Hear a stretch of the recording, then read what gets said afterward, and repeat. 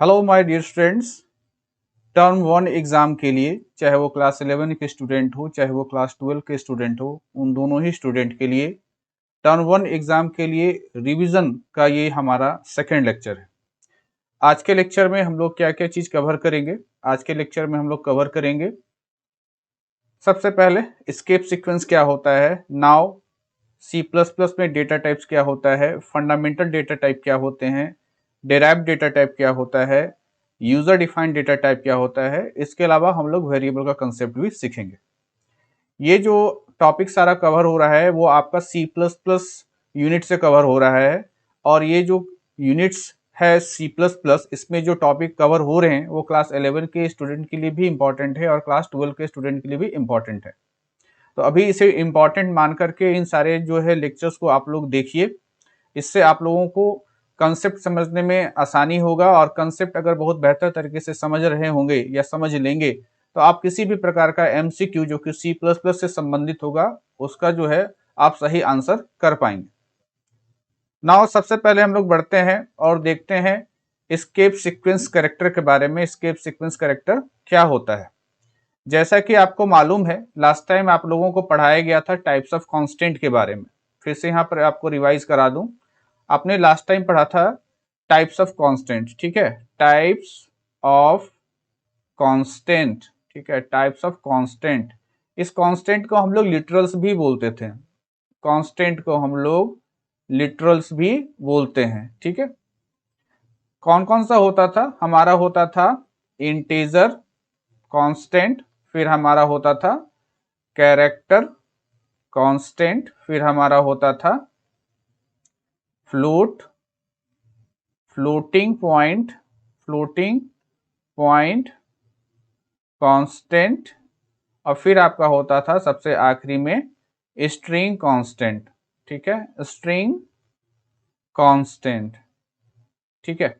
ये चार तरह का कांस्टेंट हम लोगों ने पढ़ा था, जिसमें से आपको कैरेक्टर कांस्टेंट के बारे में ये बताया गया था कि कोई भी कैरेक्टर अगर सिंगल कोट्स के भीतर है, कोई भी कैरेक्टर चाहे वो अल्फाबेट हो चाहे वो कोई डिजिट हो लेकिन वो सिंगल कोट के भीतर है, चाहे कोई स्पेशल सिंबल हो जैसे क्वेश्चन मार्क, ये सिंगल कोट के भीतर हो, तो इन वैल्यूज को हम लोग क्या बोलेंगे? इन वैल्यूज को हम लोग कहेंगे दीज आर कैरेक्टर कांस्टेंट। ये सभी क्या है? ये सभी कैरेक्टर कांस्टेंट है।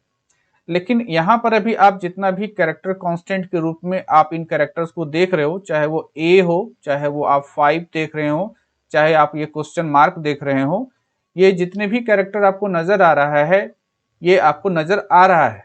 लेकिन कुछ कैरेक्टर्स ऐसे हैं जिसका कोई ग्राफिक नहीं बनता है, जैसे कि आपके कीबोर्ड में जो टैब का की होता है, या आपके कीबोर्ड में बैक स्पेस का जो की होता है, या आपके कीबोर्ड में एंटर की जो होता है ना, ये जो की होते हैं, टैब होता है, बैक स्पेस होता है, एंटर की होता है, ये जितने भी की हैं इसका कोई ग्राफिक नहीं बनता है। इसका क्या अर्थ हुआ कि ग्राफिक नहीं बनता है? इसका मतलब ये हुआ कि जब आप कीबोर्ड से ए को प्रेस करते हैं, यानी ए के की को प्रेस करते हैं, तो आपके स्क्रीन पर ए एक ग्राफिक के रूप में नजर आता है। लेकिन जब कभी आप कीबोर्ड से बैक स्पेस की को प्रेस करते हो तो आपको कंप्यूटर के स्क्रीन पर कोई ग्राफिक बैक स्पेस का बनता हुआ नजर नहीं आता है। तो इन कैरेक्टर्स को हम लोग क्या बोलते हैं? इन कैरेक्टर्स को हम लोग कहते हैं नॉन ग्राफिक कैरेक्टर, ठीक है।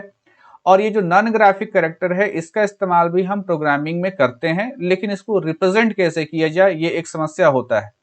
तो इन कैरेक्टर्स को, इन नॉन ग्राफिक कैरेक्टर्स को रिप्रेजेंट करने के लिए हमारे पास सी प्लस प्लस में एक फैसिलिटी दिया गया है, वो है हमारा एस्केप सीक्वेंस कैरेक्टर। यानी इन कैरेक्टर को हम लोग एस्केप सीक्वेंस की मदद से क्या कर सकते हैं? रिप्रेजेंट कर सकते हैं। अब ये जो कैरेक्टर्स है, ये जो नॉन ग्राफिक कैरेक्टर है, इसको एस्केप सीक्वेंस की मदद से रिप्रेजेंट करने का मतलब क्या हुआ? तो वो ये देखिए, सबसे पहले तो यहाँ पर इसके बारे में थोड़ा सा पढ़ लेते हैं कि C plus plus allows us to have certain non graphic characters in character constant, ठीक है। सी प्लस प्लस हम लोग को अलाउ करता है कुछ नॉन ग्राफिक कैरेक्टर को कैरेक्टर कांस्टेंट में, यानी कि ये जितने भी नॉन ग्राफिक कैरेक्टर हैं, ये जितने भी नॉन ग्राफिक कैरेक्टर हैं ये सभी कैरेक्टर कांस्टेंट के कैटेगरी में आएंगे। नॉन ग्राफिक कैरेक्टर क्या होता है? तो non graphic characters are those characters that cannot be typed directly from keyboard. ये वो कैरेक्टर होते हैं जो कीबोर्ड से डायरेक्टली टाइप्ड नहीं होते, यानी इसका ग्राफिक नहीं बनता है। तो इसे रिप्रेजेंट करने के लिए हम लोग क्या इस्तेमाल करते हैं? बेसिक स्केप सीक्वेंस का इस्तेमाल करते हैं। एग्जाम्पल में कौन कौन सा हमारा नॉन ग्राफिक कैरेक्टर है? जैसे अभी आपको मैंने बताया ही था, बैक स्पेस होता है, टैब होता है। These non-graphic characters can be represented by using escape sequence। इसको escape sequence की मदद से हम लोग क्या करते हैं? रिप्रेजेंट करते हैं। अब ये escape sequence के जरिए क्या होता है, कैसे रिप्रेजेंट करते हैं? तो देखिए, मैं अगर यहां पर लिखता हूं \n, ठीक है, सिंगल कोट में लिखा क्योंकि ये कैरेक्टर कांस्टेंट है, तो ये रिप्रेजेंट करता है आपका कीबोर्ड में इंटर की को। उसी तरीके से अगर मैंने लिखा \b, तो ये रिप्रेजेंट करता है आपको बैक स्पेस को, ठीक है, ये बैक स्पेस को रिप्रेजेंट करता है। इसी तरीके से /t जो है, ये किसको रिप्रेजेंट करता है? ये हम लोगों का जो हॉरिजॉन्टल टैब होता है, हॉरिजॉन्टल टैब, ठीक है, उसको ये रिप्रेजेंट करता है हमारा /t। तो ये आप जो देख रहे हो कि बैकस्लैश के साथ एक लेटर लिखा जा रहा है ना, बैकस्लैश के साथ n, बैकस्लैश के साथ b, बैकस्लैश के साथ t, इसे ही हम लोग क्या कहते हैं? एस्केप सीक्वेंस कहते हैं। यानी एस्केप सीक्वेंस कैसे बनता है? तो बैकस्लैश लगाइए और उसके बाद आगे कोई कैरेक्टर होगा, लेकिन ऐसा नहीं है कि अपनी मर्जी से कोई भी कैरेक्टर आप लिख सकते हो। सबका एक मीनिंग डिफाइंड है कि \n का मतलब इंटर की होगा, \b का मतलब बैक स्पेस होगा और \t का मतलब हॉरिजॉन्टल टैब होगा। बस इतना है कि कोई हमारा एस्केप सीक्वेंस कैसे पहचाना जाएगा? तो बैकस्लैश से पहचाना जाएगा। ओके, नाउ अब हम लोग आते हैं, बात करते हैं डेटा टाइप्स क्या होता है। C++ में डेटा टाइप्स क्या होता है? Data types are means to identify the type of data and associated operation for handling it. Data type का मतलब होता है कि डेटा का टाइप को आइडेंटिफाई करना कि डेटा किस प्रकार का है, साथ ही साथ ये भी कि उस डेटा के साथ आप और कौन सा ऑपरेशन कर सकते हो। जैसे अगर हम कहें कि 7 को 2 के साथ हम जोड़ सकते हैं तो मुझको 9 मिलेगा, तो यहां पर ये 7 और जो 9 है ये किस तरह का डेटा है? ये इंटीजर डेटा है। यानी इंटीजर डेटा के साथ आप अर्थमेटिक ऑपरेशन कर सकते हो। लेकिन अगर कहा गया कि मैं रमेश प्लस सुरेश करना चाहता हूं, तो क्या इसके बीच अर्थमेटिक ऑपरेशन होगा? नहीं होगा। तो डेटा टाइप का मतलब ही ये होता है कि पहला तो डेटा का टाइप को आइडेंटिफाई करना, दूसरा उस डेटा के साथ क्या क्या ऑपरेशन आप कर सकते हो। जैसे डेटा अगर इंटीजर टाइप का हो तो उसके साथ अर्थमेटिक ऑपरेशन होगा, लेकिन डेटा अगर आपका स्ट्रिंग टाइप के साथ है तो इसके साथ कोई अर्थमेटिक ऑपरेशन नहीं होगा। नाउ C++ में जो डेटा टाइप होता है वो दो प्रकार का होता है। पहला हमारा है फंडामेंटल डेटा टाइप, दूसरा है हमारा डेराइव्ड डेटा टाइप।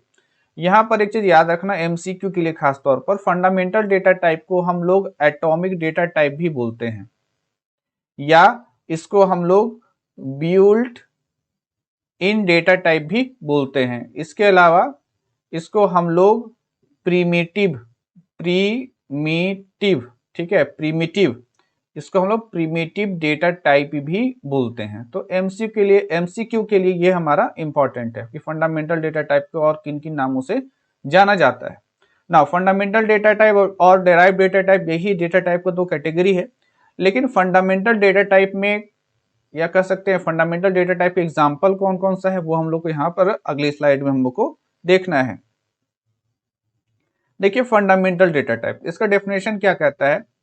ये डेफिनेशन MCQ में कुछ इस तरीके से इंपॉर्टेंट हो सकता है, जैसे फिल इन द ब्लैंक्स पूछे, ठीक है। जैसे यहाँ पर हो कि यहाँ पर ब्लैंक दे दे और यहाँ से सीधे पूछना शुरू करे कि blank are those that are not composed of other data type.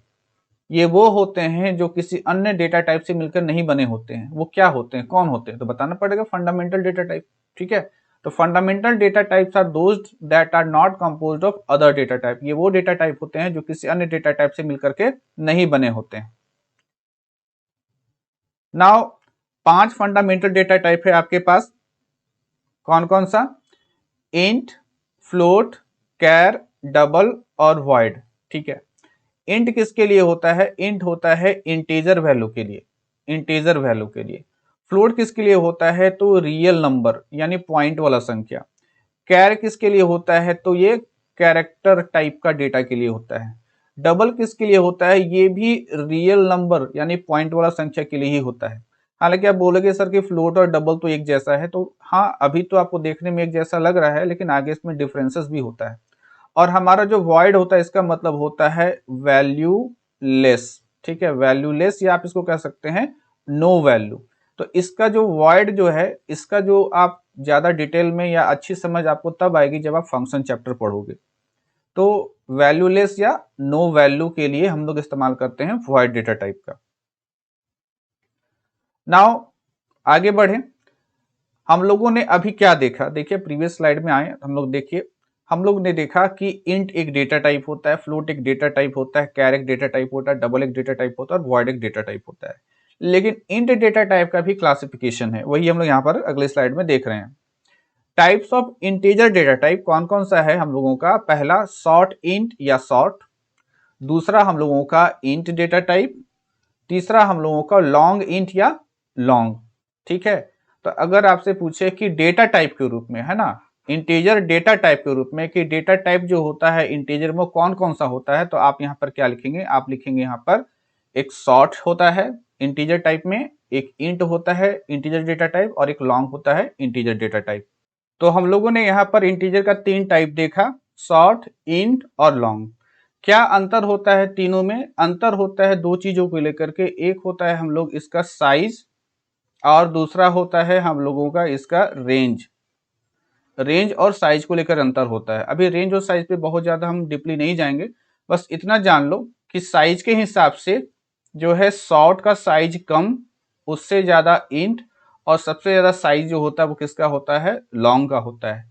Range में भी वही है, सबसे कम रेंज जो होता है वो होता है शॉर्ट का, उससे ज्यादा होता है रेंज लॉन्ग इंट का, सॉरी, और सबसे ज्यादा जो रेंज होता है वो किसका होता है? लॉन्ग इंट का। ठीक है, देखिए यहाँ पर जो साइज के बारे में बोल रहे हैं वो स्टोरेज कैपेसिटी को बोलते हैं। ठीक है, जैसे कि शॉर्ट और इंट के बारे में क्या कहा गया है कि कभी कभी ये जो है इसका साइज इक्वल भी होता है। ये क्या है वो डेप्थ पे अभी हम लोग जाने की जरूरत नहीं है, वो मशीन आर्किटेक्चर को लेकर थोड़ा सा बात है।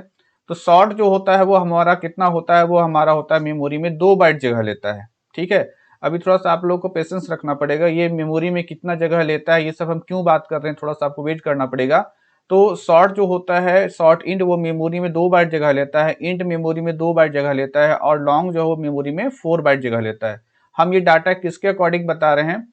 16 बिट कंपाइलर को लेकर के हम ये जो है आंकड़ा को बता रहे हैं, इस फैक्ट को बता रहे हैं। ठीक है, अब रेंज का मतलब क्या है? तो देखिए रेंज का मतलब भी थोड़ा सा समझा देते हैं आपको। हम इंट के बारे में केवल बता रहे हैं। इंट का रेंज होता है -32,768 से लेकर के 32,767 तक। ठीक है, ये इसका रेंज है। रेंज का मतलब क्या हुआ? रेंज का मतलब ये हुआ कि इंट का मतलब केवल मिनिमम यहां से लेकर मैक्सिमम यहां तक का जो नंबर है ना, मिनिमम मतलब ये नेगेटिव वाला, यहां से लेकर के पॉजिटिव में यहां तक, यानी मैक्सिमम नंबर ये पॉजिटिव नंबर ये होगा, इसी को ही हम इंट या इंटीजर कहेंगे। ठीक है, इसी को कहा जाएगा, this is range, range of int. वही ये जो लॉन्ग डेटा टाइप होता है, इस लॉन्ग डेटा टाइप का रेंज इससे कहीं ज्यादा होता है।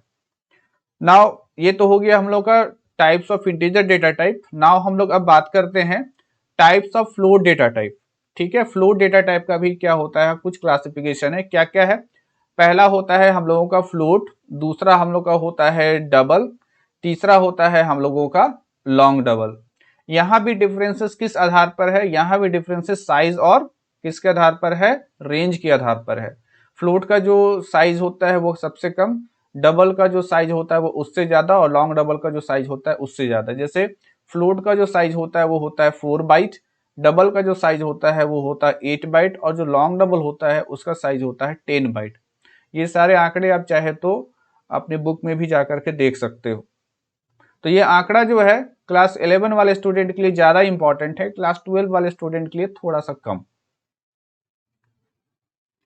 नाउ कैर डेटा टाइप के बारे में बात करते हैं थोड़ा सा। कहता है the char type is really another integer type. Char type really एक इंटीजर टाइप होता है। क्यों? कहता है as inside memory it actually holds numbers that is equivalent code of character और सिंबल। देखिए यहां पर एक चीज आपको जानना है, आपके कीबोर्ड में ए से लेकर के जेड तक ये सभी क्या हैं, ये सभी कैरेक्टर्स हैं। 0 से लेकर के 9 डिजिट ये सभी क्या हैं, कैरेक्टर्स हैं। अभी आप लोग कंफ्यूज मत करना कि सर अभी तो आप इसको इंटीजर बता रहे थे। अभी हम क्या बात कर रहे हैं, हम बात कर रहे हैं कि कीबोर्ड में ये जितने भी की हैं ये सभी क्या हैं, ये सभी कैरेक्टर्स हैं। इसके अलावा क्वेश्चन मार्क, प्लस का साइन, माइनस का साइन, मल्टीप्लीकेशन का साइन, सेमी कोलोन है ना, कोलोन, कॉमा, ये जितने भी आप सिंबल्स देख रहे हैं ये सभी क्या है, ये सभी हमारा कैरेक्टर्स है। जब भी किसी कैरेक्टर को एज अ कैरेक्टर 0 1 2 3 4 को एज ए इंटीजर नहीं, अब एज अ कैरेक्टर हम कह रहे हैं, ये जितने भी कैरेक्टर, ये जब कैरेक्टर्स को मेमोरी में स्टोर किया जाता है, जब कंप्यूटर में स्टोर किया जाता है, तो ये कैरेक्टर अपने इस रूप में स्टोर नहीं होता है जिस रूप में ये दिखाई दे रहा है ना आप लोगों को कि ए है या बी है या सी है या प्लस साइन है या माइनस साइन है, ये इस रूप में स्टोर नहीं होता है। होता ये है, यहाँ जितने भी कैरेक्टर है सभी कैरेक्टर का एक यूनिक कोड होता है, एक यूनिक कोड होता है। जो स्टूडेंट कंप्यूटर फंडामेंटल पढ़े होंगे उनको शायद मालूम होगा डाटा रिप्रेजेंटेशन चैप्टर में कि जितना भी कैरेक्टर्स होता है उसका एक यूनिक कोड होता है। जैसे हम लोग बोलते हैं एक कोड होता है ASCII कोड, ठीक है, ASCII कोड। जैसे कैपिटल ए का होता है ASCII कोड 65, स्मॉल ए का होता है 97, 0 डिजिट का होता है हम लोगों का 48। तो जितना भी कैरेक्टर्स है सभी का जो है यूनिक कोड होता है, ASCII कोड होता है। और जब भी आप किसी कैरेक्टर को मेमोरी में स्टोर करते हैं तो वो कैरेक्टर स्टोर नहीं होता है बल्कि उसका कोड स्टोर होता है। तो चूंकि आप जब भी कैरेक्टर को स्टोर करते हो तो कैरेक्टर स्टोर नहीं होता है, उसका कोड स्टोर होता है। और वो कोड किस रूप में है, किस डेटा टाइप के रूप में है, तो वो कोड जो है वो इंटीजर के रूप में है। 65 is integer, 97 is integer, 48 is integer. तो इसीलिए चूंकि कैरेक्टर स्टोर ना होकर के उसका जो इक्विवेलेंट कोड होता है वो कंप्यूटर की मेमोरी में स्टोर होता है जो खुद इंटीजर नेचर का है, इसीलिए हम लोग जो है कैर टाइप को इंटीजर टाइप भी कहते हैं। क्योंकि आपका थियोरेटिकल एग्जाम तो होने वाला नहीं है, लेकिन कभी कभी जो है अगर मतलब नियर भविष्य है ना, नियर भविष्य मतलब नियर फ्यूचर, जब अगले साल हमारा एग्जाम सही तरीके से होने लगेगा तब के लिए ये क्वेश्चन हमारा इंपॉर्टेंट हो जाता है कि कैरेक्टर टाइप को हम लोग इंटीजर टाइप क्यों कहते हैं। नाउ नेक्स्ट है हम लोग का टॉपिक डेटा टाइप मॉडिफायर्स। ठीक है, data type modifiers, data type को मॉडिफाई करने वाला। अभी आपने डेटा टाइप क्या पढ़ा, अभी आपने डेटा टाइप बेसिकली 5 पढ़ा, इंट, फ्लोट, कैर, डबल और वॉइड। इसके अलावा आपने इंटीजर का क्लासिफिकेशन पढ़ा, आपने फ्लोट का क्लासिफिकेशन पढ़ा। ठीक है, अब कह रहा है कि उन्हीं को जितना भी डेटा टाइप आप पढ़े हो उसको मॉडिफाई करना। तो देखिए यहाँ पर क्या क्या है मॉडिफाई करने वाले को लेकर के। आपने बेसिकली 5 डेटा टाइप पढ़ा था। एक पढ़ा था इंट, आपने एक पढ़ा था कैर, फंडामेंटल डेटा टाइप है ना, ये 5 पढ़ा था, इंट, कैर, आपने पढ़ा था फ्लोट, आपने पढ़ा था डबल और आपने पढ़ा था वॉइड। ठीक है, तो वॉइड को छोड़ करके बाकी जितना है इनका जो है हम लोग क्या करते हैं, मॉडिफिकेशन कर सकते हैं। मॉडिफिकेशन करने से क्या होता है, मॉडिफिकेशन करने से इनका रेंज जो है वो बढ़ जाता है।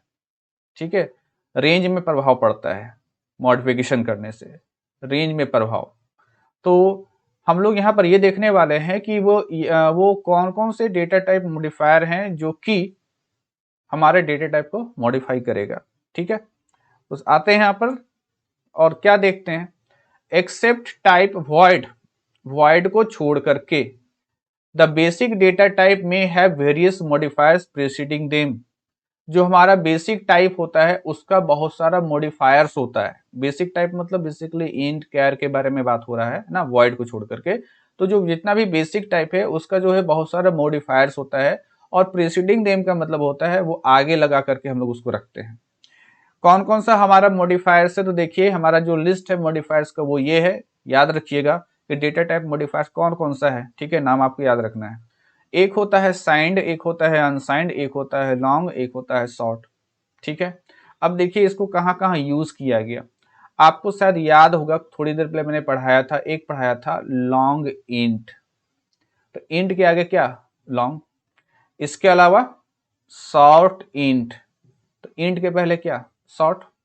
इसके अलावा मैंने पढ़ाया था लॉन्ग डबल। ठीक है, यानी ये जो हमारा डेटा टाइप डबल था, उसके आगे मैंने लॉन्ग लगा दिया। इसके लगाने से क्या होगा कि डबल जो डेटा टाइप होता था उसका रेंज कुछ और होता था, लॉन्ग डबल लगा देने से उसका रेंज क्या हो जाएगा, हमारा डबल का रेंज क्या हो जाएगा, बढ़ जाएगा। तो आप देख रहे हो कि डेटा टाइप के आगे जो चीज आप लगा रहे हो, है ना, आपने ये लगाया, ये लगाया, ये क्या है, ये हमारा डेटा टाइप मॉडिफायर है। अब आप सोच रहे होंगे कि साइंड और अनसाइंड के बारे में मैंने नहीं बताया, ठीक है। तो देखिए साइंड और अनसाइंड के बारे में बताने से पहले एक चीज बता दूं कि हमारा जो इंट जो होता है डेटा टाइप, उसका रेंज क्या होता है। कुछ देर पहले बताया था मैंने, 32,768 और से लेकर के कहां तक, 32,767, नेगेटिव में यहाँ, पॉजिटिव में यहाँ तक। इंट को हम लोग साइंड इंट भी लिखेंगे, लिख सकते हैं साइंड इंट। साइंड इंट का मतलब होता है कि साइन शामिल रहेगा, ठीक है। जैसे +5 या -5 या +92 यानी साइन रहेगा। लेकिन जैसे हम लोग यहाँ पर लिखते हैं अनसाइंड, ठीक है, इसका मतलब है हम साइन नहीं लेंगे, यानी केवल 5 लिखा, केवल 92 लिखा, this is unsigned. Signed int का ये रेंज होता है, ठीक है, साइंड इंट का ये रेंज होता है। अनसाइंड इंट का रेंज क्या होता है, अनसाइंड में तो हम लोग साइन लेके नहीं चलते हैं, तो अनसाइंड में क्या होगा, उसका रेंज हो जाता है हमारा 0 से लेकर के 65,535, ठीक है। इसमें नेगेटिव जो है वो शामिल नहीं होगा, 0 से लेकर 65,535। तो आप यहाँ पर क्या देख रहे हो कि साइंड इंट में जो पॉजिटिव था नंबर, वो कहाँ से केवल कहाँ मतलब क्या था, 32,767। इतने ही बड़ा पॉजिटिव वैल्यू स्टोर कर सकता है एक साइंड इंट वेरिएबल, ठीक है। और अनसाइंड इंट जो है वो पॉजिटिव में कितना बड़ा वैल्यू स्टोर कर सकता है, 65,535। दैट मीन्स कि आपने ये डेटा टाइप मॉडिफायर लगाया और लगाने से इसका रेंज बढ़ गया, ठीक है। यही रोल होता है हमारा डेटा टाइप मॉडिफायर का। तो यहाँ पर शॉर्ट में देखिए, जो चीजें हम यहाँ पर लिखते हैं आप उसको भी कॉपी में राइट डाउन कीजिएगा। तो मैंने यहाँ पर क्या बोला, किसका किसका साइंड अनसाइंड चलता है वो याद रख लेना आप। इंट का चलता है, ठीक है, इंट साइंड और अनसाइंड दोनों होगा, साइंड भी होगा और आपका अनसाइंड भी होगा। इसके अलावा जो शॉर्ट हम पढ़ाए थे, शॉर्ट या शॉर्ट इंट, ये भी दो कैटेगरी में चलता है, साइंड शॉर्ट और आपका होता है अनसाइंड शॉर्ट। इसके अलावा जो आपको लॉन्ग पढ़ाया गया था, 2 स्लाइड पहले मैंने आपको लॉन्ग पढ़ाया था, ये भी दो होता है, एक होता है साइंड लॉन्ग और एक होता है हम लोगों का अनसाइंड लॉन्ग। अब बात करते हैं कैर डेटा टाइप का। कैर भी दो होता है, एक होता है साइंड कैर, ठीक है, साइंड कैर, एक होता है आपका अनसाइंड अनसाइंड कैर। अब देखिए कैर का भी हम थोड़ा सा रेंज बता देते हैं आपको, ठीक है। कैर का रेंज होता है अनसाइंड वाले का, सॉरी पहले साइंड वाले का, ठीक है। साइंड कैर का जो रेंज होता है वो होता है -128 to 127, और जो अनसाइंड इंट होता है, अनसाइंड सॉरी कैर होता है, उसका रेंज होता है 0 to 255। तो ये जो आंकड़ा आपको बताया गया है, ये सब चीज आपको जो बताया मैंने, वो क्लास 11 वाले स्टूडेंट ज्यादा ध्यान देंगे, क्लास 12 वाले के लिए उतना ज्यादा इंपॉर्टेंट नहीं है, लेकिन आप इसको इग्नोर भी मत कीजिएगा। नाउ डेटा टाइप मॉडिफायर हो गया हम लोगों का। नेक्स्ट हम लोग पढ़ते हैं डेराइव डेटा टाइप। देखिए डेटा टाइप का दो कैटेगरी हम लोग पढ़े थे शुरुआत में, ठीक है। डेटा टाइप का दो कैटेगरी, एक होता था हम लोगों का फंडामेंटल डेटा टाइप, ठीक है, फंडामेंटल डेटा टाइप, और दूसरा हमारा होता था डेराइव्ड डेटा टाइप, है ना।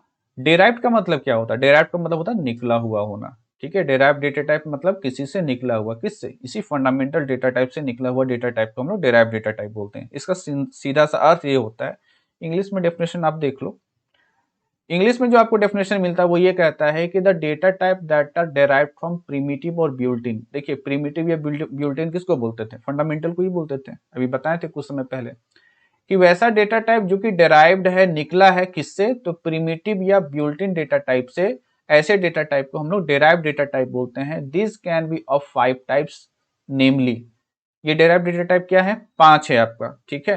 कौन कौन सा, पहला है फंक्शन, दूसरा है एरे, तीसरा है पॉइंटर्स, फिर फोर्थ में रेफरेंस और फिफ्थ में आपका कांस्टेंट। ये सभी क्या डेटा टाइप है। फंक्शन के बारे में, एरे के बारे में और पॉइंटर के बारे में चैप्टर में जाकर के पढ़ेंगे, ठीक है। इसका एक एक चैप्टर है, जब चैप्टर आएगा तब पढ़ लेंगे। रेफरेंस और कांस्टेंट को लेकर कोई चैप्टर फिलहाल यहाँ पर नहीं है, तो रेफरेंस चैप्टर हम लोग इसी स्लाइड में, है ना, इसी लेक्चर में रेफरेंस और कांस्टेंट को देखेंगे। तो देखिए, आपको एग्जाम के लिए नाम याद रखना है कि डेराइव्ड डेटा टाइप में कौन कौन सा होता है। ये पांचों होता है, ये पांचों डेराइव्ड डेटा टाइप में आते हैं, ये फंडामेंटल डेटा टाइप में नहीं आता है। नाउ अब हम लोग बात करते हैं थोड़ा सा वेरिएबल का। अभी हमने दो चीज को स्किप करा। क्या चीज को स्किप करा? हमने स्किप करा रेफरेंस और कांस्टेंट को। इसको बताएंगे हम लोग, है ना। फिलहाल आते हैं हम लोग वेरिएबल के बारे में। वेरिएबल क्या होता है? The name of memory location is called variable. Memory location के नाम को क्या बोलते हैं? वेरिएबल बोलते हैं। मेमोरी लोकेशन, सबसे पहले बात करें हम मेमोरी का मतलब क्या समझे। ठीक है, मेमोरी का मतलब क्या समझा जाएगा? मेमोरी का मतलब समझा जाएगा, फिलहाल हम रैम के बारे में बात कर रहे हैं। आपके कंप्यूटर में मेमोरी रैम होता है, आपके मोबाइल में भी जो मेमोरी रैम होता है उसके बारे में बात हो रहा है। ठीक है, मेमोरी लोकेशन। तो ये राम नहीं, रैम। ठीक है, ये रैम जो होता है वो कैसा, इसको कैसे समझोगे आप? ठीक है, कैसे इसको इमेजिन करोगे? तो हमारा जो रैम मेमोरी है वो कुछ इस तरीके से होता है। आपका मेमोरी जो होता है बहुत सारे छोटे छोटे लोकेशंस में बटा हुआ होता है। आपका जो संपूर्ण मेमोरी है रैम, वो छोटे छोटे क्या है आपका लोकेशंस में बटा हुआ होता है। ठीक है, ये जो है ये सभी क्या है? ये सभी मेमोरी लोकेशन है। ये सभी मेमोरी लोकेशन है। ठीक है, ये जो मेमोरी लोकेशन है इन्हीं में वैल्यू स्टोर होता है। आप जो वैल्यू स्टोर करना चाहोगे या आप जो वैल्यू दोगे, है ना, प्रोग्राम बना करके जब इसमें वैल्यू दोगे तो वो सारा वैल्यू जो होता है वो इन्हीं मेमोरी लोकेशंस में स्टोर होता है। अब ये जो मेमोरी लोकेशन है, इन मेमोरी लोकेशन का सीरियल वाइज नंबर चलता है। सबसे पहला जो मेमोरी लोकेशन होता है उसका नंबर हमेशा 0 होता है। उसके अगले का 1, फिर 2, फिर 3, फिर 4, फिर 5, फिर 6। ठीक है, ऐसे होता है आपका। हाँ, C++ में मेमोरी को ऐसे मतलब डेसिमल इंटीजर इस रूप में नहीं दिखाया जाता, हेक्साडेसिमल फॉर्मेट में दिखाया जाता है। फिलहाल अभी हेक्साडेसिमल वाले बात को थोड़ा सा दूर रखिए। अभी इसको ऐसे समझिए कि जो सबसे पहला आपका मेमोरी लोकेशन होता है उसका नंबर 0 होता है, देन 1, फिर 2, फिर 3, फिर 4। ऐसे करते करते ये काफी काफी ज्यादा होता है, 1000 लाख तक चला जाएगा। ठीक है, जितना ज्यादा आपका मेमोरी बड़ा रहेगा, ये होता है ना 2 GB रैम या 4 GB रैम, उसके अकॉर्डिंग। तो ये जो आप नंबर्स मैंने दिखाया है ना हर लोकेशन का, आप इसको क्या कर सकते हो? आप इसको कहते हो लोकेशन नंबर, या लोकेशन नंबर के अलावा आप इसको कहोगे क्या? Memory address.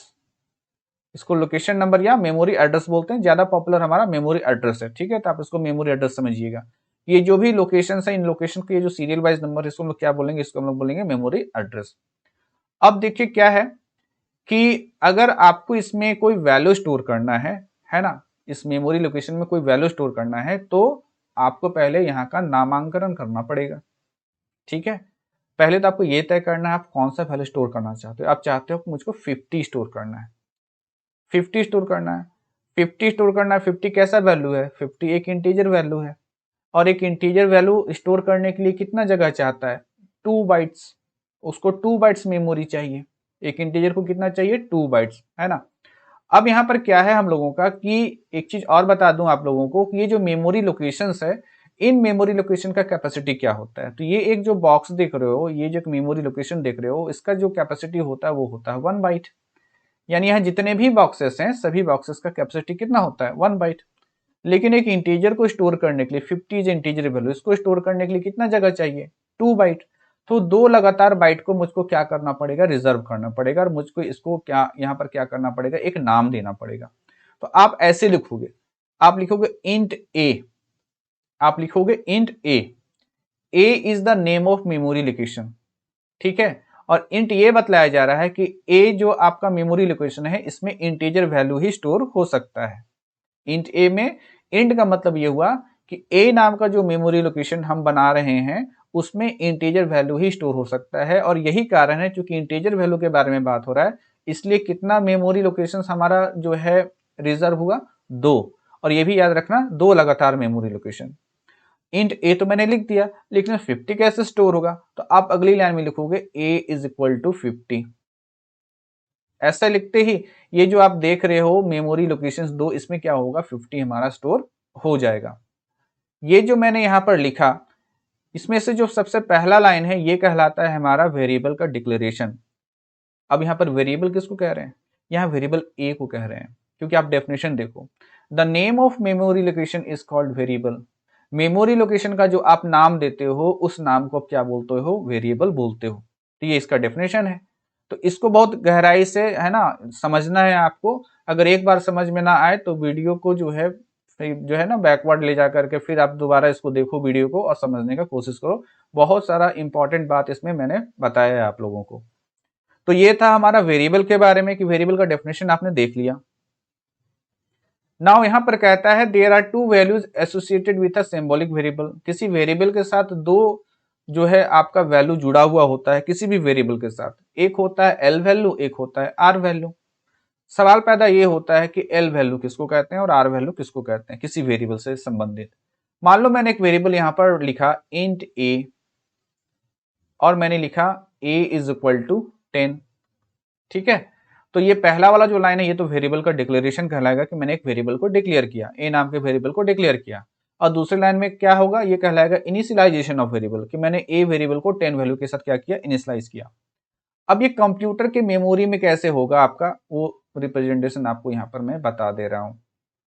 ये हमारा मेमोरी है, इधर भी होगा बहुत सारा मेमोरी लोकेशन और इधर भी होगा। ठीक है, इसका एड्रेस मान लो 204 है, अगले का 205 है, अगले का 206 है और अगले का 207 है। इस तरीके से एक इंटीजर को कितना चाहिए, 2 बाइट्स।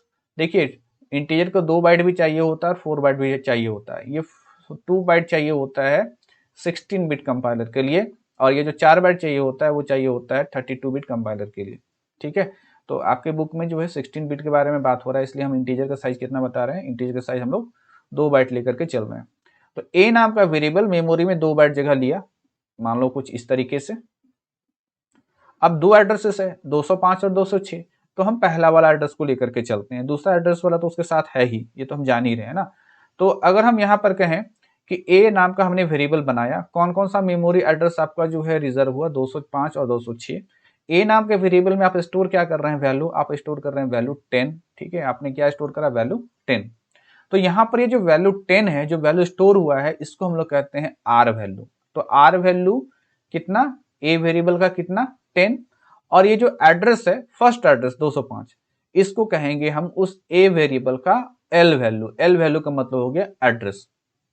किसी वेरिएबल का एल वैल्यू का मतलब हो गया उसका मेमोरी एड्रेस, और किसी वेरिएबल का आर वैल्यू का मतलब हो गया उस वेरिएबल में आपने जो वैल्यू स्टोर किया है वो, उसको कहेंगे आर वैल्यू, और मेमोरी एड्रेस को कहेंगे क्या, L value. Now declaration of variable हम लोग यहाँ पर सीखते हैं, वेरिएबल को डिक्लेयर कैसे करते हैं। ठीक है, तो देखो variable declaration tells the compiler two things. जब भी आप वेरिएबल को डिक्लेयर करते हो तो ये आपके कंपाइलर को दो चीजें बताता है। पहला क्या, the name of the variable, कि आपके वेरिएबल का नाम क्या है, और दूसरा ये बताता है कि the type of data the variable will hold, कि आपका वेरिएबल किस प्रकार का जो है वैल्यू को क्या करेगा, स्टोर करेगा। एग्जाम्पल में अगर हम लोग यहां पर आए तो अगर मैंने यहां पर लिखा इंट ए, ठीक है, इंट ए, फिर मैंने लिखा फ्लोट बी, फिर लिखा मैंने कैर सी। अब देखिए आप लोग इंट, फ्लोट और कैर अच्छे तरीके से जान रहे हो, ये क्या है, ये डेटा टाइप है। ठीक है, जब भी हम कुछ कोड लिखें तो अपने आप में भी कभी कभी सवाल किया कीजिए कि ये जो मैंने लिखा ये है क्या। तो इंट है, फ्लोट है, कैर है, ये क्या हमारा डेटा टाइप है। कैसा डेटा टाइप है, अगला सवाल आंसर देना होगा, फंडामेंटल डेटा टाइप है। तो हमने लिखा इंट ए पहली लाइन में, यहां पर हमने क्या लिखा, इंट ए, और इसका मतलब ये हुआ कि हम लोग ए नाम का एक वेरिएबल बना रहे हैं। ठीक है, नेम ऑफ वेरिएबल क्या है, नेम ऑफ वेरिएबल ए है, और इंट ये बतला रहा है कि उस वेरिएबल में किस प्रकार का वैल्यू स्टोर हो सकता है। तो ए नाम के वेरिएबल में इंटीजर टाइप का वैल्यू स्टोर हो सकता है, कोई अन्य प्रकार का वैल्यू को स्टोर नहीं कर सकते हो। उसी तरीके से फ्लोट बी में क्या हो रहा है कि बी आपके वेरिएबल का नाम है, और फ्लोट का मतलब होता है पॉइंट वाला संख्या। तो यहाँ पर यह कह रहा है फ्लोट बी का मतलब कि बी एक फ्लोट वेरिएबल है जिसमें आप केवल पॉइंट वाला वैल्यू स्टोर कर सकते हो। कैर सी, कैर सी यहाँ पर क्या है हम लोगों का कि सी एक कैरेक्टर वेरिएबल है, और कैरेक्टर वेरिएबल है तो इसमें क्या स्टोर कर सकते हो, इसमें आप केवल एक कैरेक्टर कांस्टेंट स्टोर कर सकते हो। तो आप जो है यहाँ पर ये जो चीज देखें, ठीक है, आप जो यहाँ पर ये जो चीज देखें, यहाँ पर सीखें क्या कि वेरिएबल को डिक्लेयर कैसे करते हैं। आप ऐसे भी कर सकते हो, अगर आपको एक से ज्यादा इंटीजर वेरिएबल डिक्लेयर करना हो तो ऐसे करो, int space x comma Y comma Z. इसका मतलब हम लोगों ने 3 इंटीजर वेरिएबल क्या किया, डिक्लेयर किया। ओके, तो ये था हमारा declaration of variable. Next topic जो है वो है हमारा इनिशियलाइजेशन ऑफ वेरिएबल, कि वेरिएबल को हम इनिशियलाइज कैसे करेंगे। तो यहां तक तो आप जान रहे हो इंट ए कि ये क्या है, हमारा डिक्लेरेशन। ठीक है, अब इसका इनिशियलाइजेशन का मतलब, a variable with a declared first value is said to be an initialised variable. एक ऐसा वेरिएबल जिसमें आप पहला वैल्यू कोई देते हो, है ना, किसी वेरिएबल में आप कोई पहला वैल्यू देते हो, मतलब कोई पहला वैल्यू स्टोर करते हो, तो हम लोग कहते हैं कि वेरिएबल हमारा क्या हुआ, इनिशियलाइज्ड हुआ। इसको कैसे समझोगे, जैसे मैंने लिखा यहाँ पर इंट ए, ये तो मैंने एक ए नाम का वेरिएबल डिक्लेयर किया, फिर जैसे मैंने लिखा ए इज इक्वल टू 20, तो ये हमारा वेरिएबल क्या हो गया, ये हमारा ए नाम का वेरिएबल 20 वैल्यू से इनिशियलाइज्ड हो गया। सिमिलरली अगर हम कोई फ्लोट वेरिएबल बनाते हैं, मान लो फ्लोट बी, और मैंने लिखा b इज इक्वल टू 90.6, तो पहला वाला जो लाइन था ये तो डिक्लेरेशन ऑफ वेरिएबल था, और दूसरा ये इनिशियलाइजेशन ऑफ वेरिएबल। अच्छा, अब ये जो दो लाइन में चीजों को लिख रहे हो, पहला लाइन डिक्लेरेशन और दूसरा इनिशियलाइजेशन, क्या इसको हम एक लाइन में कंबाइन करके लिख सकते हैं? बिल्कुल लिख सकते हैं। आप इसको ऐसा लिख सकते हो, int A is equal to 20। ठीक है, आप ये जो दो लाइन में चीजों को लिख रहे हो, आप इसको एक लाइन में लिखो, ये भी सही है। आप ऐसा भी कर सकते हो कि int A is equal to 5 comma K is equal to 20, यानी आप एक ही लाइन में दो या दो से अधिक वेरिएबल को इनिशियलाइज कर सकते हो। अब अगर आप किसी कैरेक्टर वेरिएबल को इनिशियलाइज करना चाहते हो तो कैसे करोगे? मान लो मैंने लिखा कैर और मैंने वेरिएबल का नाम लिखा ग्रेड। ठीक, अब ग्रेड नाम के वेरिएबल में आपको A grade, B grade, C grade, कोई ग्रेड स्टोर करना हो तो आप ऐसे लिखो, grade is equal to single quotes के अंदर ए, क्योंकि आपको बताया गया था ना कि कैरेक्टर वेरिएबल है, इसमें आप कोई कैरेक्टर वैल्यू स्टोर कर सकते हो। कैरेक्टर वैल्यू को क्या बोलते हैं? कैरेक्टर कांस्टेंट बोलते हैं। तो ये कैरेक्टर कांस्टेंट जो है ये आपका है ना, कैसे रिप्रेजेंट किया जाता था, लास्ट टाइम हम लोग पढ़े भी थे, सिंगल कोट्स के भीतर, है ना, सिंगल कोट्स के भीतर सिंगल कैरेक्टर हो तो इसको कैरेक्टर कांस्टेंट बोलते हैं, और कैरेक्टर कांस्टेंट को किसी कैरेक्टर वेरिएबल में ही स्टोर किया जा सकता है। अच्छा, ये चीज जो दो लाइन में लिखा हुआ है इसको आप एक लाइन में ऐसे लिख सकते हो कि कैर ग्रेड इज इक्वल टू, मान लो मैंने लिख दिया सी। ठीक है, हम लोग जो है ग्रेड सी स्टोर किए। चलिए, यहां तक आपने इनिशियलाइजेशन ऑफ वेरिएबल सीख लिया। नेक्स्ट जो चीज है वो है हमारा रेफरेंस, जिसको हमने अभी थोड़ी देर पहले छोड़ दिया था। रेफरेंस के बारे में क्या कहता है कि a reference is an alternative name for an object. जो रेफरेंस होता है किसी ऑब्जेक्ट का अल्टरनेटिव नाम होता है। इसको कैसे समझा जाएगा हम लोग? तो पहले एग्जाम्पल बताने से पहले हम कुछ और भी एग्जाम्पल बता दें रियल लाइफ से। जैसे कोई अगर एक व्यक्ति है, ठीक है, इस व्यक्ति का एक नाम जो है वो राज है और एक नाम जो है राजकुमार है। क्या किसी व्यक्ति का दो नाम हो सकता है? बिल्कुल हो सकता है। राज जो है उसको घर में लोग बुलाते हैं, और ये जो राजकुमार है ये उसके जो है स्कूल के सर्टिफिकेट वगैरह में यही नाम चल रहा है, आधार कार्ड, है ना, वोटर आईडी कार्ड, स्कूल का सर्टिफिकेशन में राजकुमार चल रहा है। अगर हम बोले यहाँ पर कि राजकुमार जो है वो 25 ईयर्स का है, तो क्या राजू भी 25 ईयर्स का है? बिल्कुल है, क्योंकि ये जो राज है ये राजकुमार का ही एक अनदर नाम है या एक अल्टरनेटिव नाम है ना। राजकुमार का एक अल्टरनेटिव नाम क्या हो गया? राज हो गया। तो यहाँ पर जो है ये जो ऑब्जेक्ट वर्ड कहा जा रहा है, तो समझ लो कि राजकुमार इज ए ऑब्जेक्ट। राजकुमार एक ऑब्जेक्ट है जिसका अल्टरनेटिव नाम क्या है? मेरा राज है। और इसी अल्टरनेटिव नाम को हम लोग क्या बोलते हैं? अल्टरनेटिव नाम को रेफरेंस बोलते हैं। तो राजकुमार इज ए ऑब्जेक्ट और Raj is a reference of this object. इस ऑब्जेक्ट का रेफरेंस, ये राज इस राजकुमार को ही तो रेफर कर रहा है। ठीक है, चलिए यहां पर हम लोग जो है एक एग्जांपल देखें। यहां पर मैंने यहां पर ऑब्जेक्ट का मतलब क्या समझ लो? ऑब्जेक्ट का मतलब वेरिएबल समझ लो। ठीक है, इंट टोटल इक्वल टू 100। अभी मैंने आपको कुछ देर पहले बताया कि किस तरीके से वेरिएबल को डिक्लेयर और इनिशियलाइज करते हैं। मैंने एक वेरिएबल बनाया टोटल नाम का और उसको 100 वैल्यू से क्या किया? इनिशियलाइज किया। तो आप इमेजिन करो कि हमारे पास एक टोटल नाम का एक वेरिएबल बना जिसमें क्या स्टोर हुआ? जिसमें 100 स्टोर हुआ। यहां तक तो ठीक है। फिर अगली लाइन में मैंने लिखा int and sum equal to total. देखिए, ये एंड नहीं लगा होता तब ये रेफरेंस नहीं कहलाता है। हमने यहाँ पर एंड लगा दिया तब ये रेफरेंस कहलाया। और रेफरेंस का मतलब क्या होता है? रेफरेंस का मतलब ये हो गया हम लोगों का कि ये जो सम है, ये सम जो है इसी टोटल का एक अनदर नाम है। ये सम जो है ये इसी टोटल का क्या है? इसी टोटल का एक अनदर नाम हो गया, दैट इज रेफरेंस हो गया। अब थोड़ा सा एक चीज और आपको क्लियर कर दे कि मान लो हम लोग इसी कोड को कुछ ऐसे लिखते हैं, int total is equal to 100, int total equal to 100, और हम लोगों ने लिखा रहता अगली लाइन में int sum is equal to total. यानी हम लोग यहाँ पर क्या करते हैं कि सम के आगे जो एंड लगा हुआ है वो एंड हम लोग यहाँ पर नहीं लगा रहे हैं। तो क्या फर्क पड़ना था? पहले लाइन को देखो, टोटल नाम का वेरिएबल जिसमें क्या स्टोर हुआ? 100 स्टोर हुआ। ठीक है, फिर सेकेंड लाइन में आते हो तो यहां सेकेंड लाइन में क्या है? सम, सम इज अनदर वेरिएबल। ठीक है, जिसमें लिखा है सम इक्वल टू टोटल, यानी टोटल का वैल्यू को सम में कॉपी करो। ठीक है, तो टोटल का वैल्यू को सम में कॉपी कीजिए। यानी यहाँ एंड नहीं लगा होने के कारण सम एक दूसरा वेरिएबल बन गया, और वही यहाँ पर एंड लगा हुआ था तो एंड लगने के कारण सम एक रेफरेंस हुआ किसका? टोटल का। यानी टोटल वेरिएबल का ही एक अनदर नाम क्या हो गया था?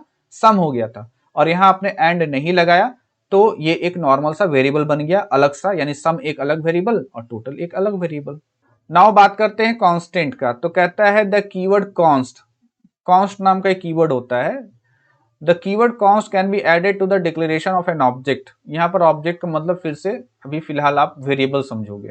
ऐसे ऑब्जेक्ट का और भी बहुत सारे मायने होते हैं, उसमें से वेरिएबल भी एक मायना होता है। ऐसा नहीं है कि वेरिएबल बता रहे हैं तो वो गलत है, वेरिएबल भी इसका मतलब होता है, लेकिन और भी मतलब भी होते हैं। तो कहता है कि const can be added to the declaration of object, मतलब डिक्लेरेशन ऑफ वेरिएबल। वेरिएबल को डिक्लेयर करते समय अगर आप कॉन्स्ट कीवर्ड लगा देते हो तो वो जो ऑब्जेक्ट है यानी वो जो वेरिएबल है वो कांस्टेंट बन जाता है रेदर देन अ वेरिएबल, तब वो वेरिएबल नहीं रह जाता है। Thus the value of the named constant cannot be altered during the program run। इससे क्या होगा कि कांस्टेंट बन जाने के कारण अगर आप उसमें कोई वैल्यू चेंज करना चाहते हो तो वैल्यू चेंज करने नहीं देगा। इसको कैसे समझोगे? देखो मैंने यहां पर क्या लिखा, एग्जाम्पल कॉन्स्ट इंट एज 79। अगर आप केवल यहां तक देखो तो यहां पर क्या देखने को मिल रहा है? Int age equal to 79। That means कि आप एज नाम का एक वेरिएबल बना रहे हो जिसमें आप 79 स्टोर कर रहे हो। लेकिन एक चीज आप और भी गौर करना, मैंने इसके आगे कॉन्स्ट लगा दिया तब ये बन गया क्या? कांस्टेंट। कांस्टेंट का मतलब हो गया कि एज जो है इसका वैल्यू अब 79 फिक्स हो गया, इसका वैल्यू अब फिक्स हो गया। इसका वैल्यू को उस प्रोग्राम में आगे चल करके इसके वैल्यू को हम चेंज नहीं कर सकते हैं। इस चीज को थोड़ा सा और हम क्लियर करना चाहें आप लोगों को कि मान लो अगर हम लोग यहाँ पर ऐसा लिखते हैं, कॉन्स्ट नहीं लगाते, अगर हम लोग यहाँ पर ऐसा लिखते हैं इंट एज इक्वल टू 79, ठीक है, इसके बाद अगली लाइन में लिखते हैं एज इक्वल टू 92, तो होता क्या कि एज नाम का जो वेरिएबल है इसमें तो सबसे पहले 79 स्टोर हुआ, लेकिन जैसे ही हम रन करते हुए सेकेंड लाइन में आते हैं तो ये 79 हट जाएगा और ए में क्या, सॉरी एज में क्या स्टोर हो जाएगा? 92 स्टोर हो जाएगा। तो यहाँ पर क्या हो जा रहा है? वैल्यू अपडेट हो जा रहा है। यानी जैसे ही और भी अगली लाइन में जाकर के मान लो एज इक्वल टू 100 कर दिया तो ये 92 भी 100 हट गया और यहाँ पर क्या आ गया? 100 आ गया, 100 वैल्यू अपडेट हो गया। तो ये क्या होता है? वैल्यू उसका चेंज होता चला जा रहा है। ठीक है, लेकिन यही डिक्लेरेशन के बाद आगे अगर हम कॉन्स्ट लगा देंगे और आगे फिर ये चीज करना चाहें कि एज इक्वल टू 92 या एज इक्वल टू 100 करना चाहे तो आपके प्रोग्राम में क्या बताएगा? आपके प्रोग्राम में एरर बताएगा। यानी आपको परमिशन नहीं है कि किसी वेरिएबल को कांस्टेंट बना दिया गया तो उसके वैल्यू को आगे चल करके आप चेंज नहीं कर सकते हो। ये कांस्टेंट का काम होता है। अगला जो हमारा कैटेगरी है वो है हमारा यूजर डिफाइंड डेटा टाइप। ये यूजर डिफाइंड डेटा टाइप किसके अंदर आता है? तो देख लो, ये डेराइव डेटा टाइप के अंदर आता है। कहता है there are some derive data type that are defined by the user. कुछ ऐसे भी डेटा टाइप है जिसको कि ऐसे भी डेराइव डेटा टाइप है जिसको कि यूजर डिफाइन करता है। तो ये जो यूजर डिफाइंड डेटा टाइप को समझने के लिए आपको थोड़ा सा वक्त लगेगा। जब आप स्ट्रक्चर पढ़ोगे या जब आप क्लास पढ़ोगे तब इस डेफिनेशन को फुल्ली समझ पाओगे। ठीक है, तो बस इतना जान लो फिलहाल के लिए कि यूजर डिफाइंड डेटा टाइप मतलब यूजर के द्वारा बनाया गया डेटा टाइप, और ये डेराइव डेटा टाइप ही होता है। कौन कौन सा यूजर डिफाइंड डेटा टाइप है ये नाम जरूर याद रखना। Class user defined data type, union user defined data type, structure user defined data type और यूनिमरेशन ये भी हमारा यूजर डिफाइंड डेटा टाइप। इन सभी का क्या है आगे चल करके आपको चैप्टर मिलेगा। आज हम लोगों ने डेटा टाइप्स और उसका जो बहुत सारा प्रकार होता है, जैसे कि हम लोगों का फंडामेंटल डेटा टाइप या डिराइव डेटा टाइप या हमारा यूज़र डिफाइंड डेटा टाइप, उसके बारे में हम लोगों को जानकारी मिला। आज का वीडियो काफ़ी इम्पॉर्टेंट है क्लास 11 और 12 दोनों के लिए, और आज के वीडियो से भी बहुत सारे MCQ क्रिएट होते हैं। तो आज के लिए बस इतना ही। नेक्स्ट हमारा जो वीडियो लेक्चर होगा उसमें हम लोग आगे के टॉपिक को कवर करेंगे। वो सारा टॉपिक C++ का ही होगा, और वो अगला जो आपका वीडियो लेक्चर होगा वो आपका क्लास 11th के लिए तो हम लोगों का इम्पॉर्टेंट है ही, बार बार आपको बता रहा हूँ, क्लास 12 के लिए भी इम्पॉर्टेंट है। इसलिए दोनों स्टूडेंट, चाहे वो क्लास 11 के हों चाहे क्लास 12 के हों, उन दोनों स्टूडेंट के लिए अगला वीडियो भी इम्पॉर्टेंट हमारा होने वाला है। तब तक के लिए थैंक यू।